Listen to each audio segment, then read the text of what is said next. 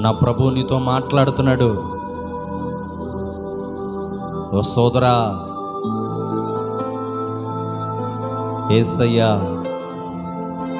పరలోకాన్ని వదులుకొని నీ కోసం వచ్చాడు. పరమ తండ్రినే వదిలి నీ కోసం ఈ లోకానికి వచ్చాడు. నువ్వు నా యేసయ్య కొరకు ఏం వదులుకోగలుగుతున్నావు? లోకాశలను వదులుకోగలుగుతున్నావా? శరీరాశలని వదులుకోగలుగుతున్నావా?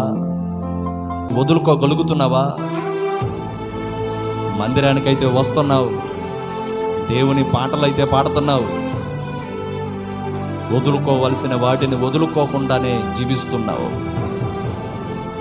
పేరుకే క్రైస్తవుడు కదా, పేరుకే క్రిస్టియన్ కదా, నీ ప్రవర్తనలో క్రిస్టియానిటీ కనపడుతుందా? నీ భక్తిలో క్రైస్తవ్యం కనపడుతుందా?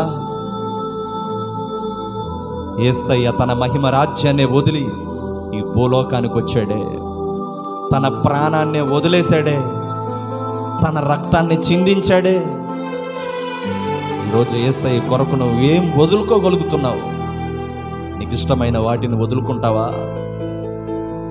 సినిమాలు, స్నేహాలు, షికారులు, మందు సెంటర్లు వదులుకుంటావా? ప్రియతముడు,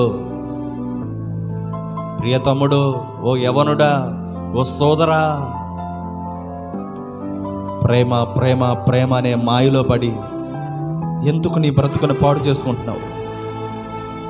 నిన్ను కన్న తల్లిదండ్రులు, నిన్ను పెంచి పెద్దవాళ్ళని చేసిన తల్లిదండ్రులు లక్షలు దారపోసి నిన్ను చదివిస్తున్నారే, ఇంజనీరింగ్ డిగ్రీ, పోస్ట్ గ్రాడ్యుయేట్ చదివిస్తున్నారే.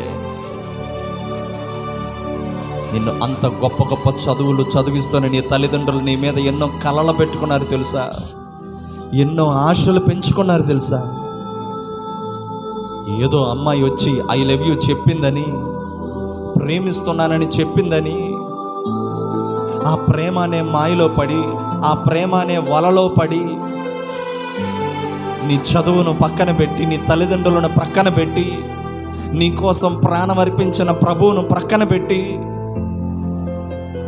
ప్రేమ అనే మాయలో పడి తిరుగుతున్నావా సోదరా?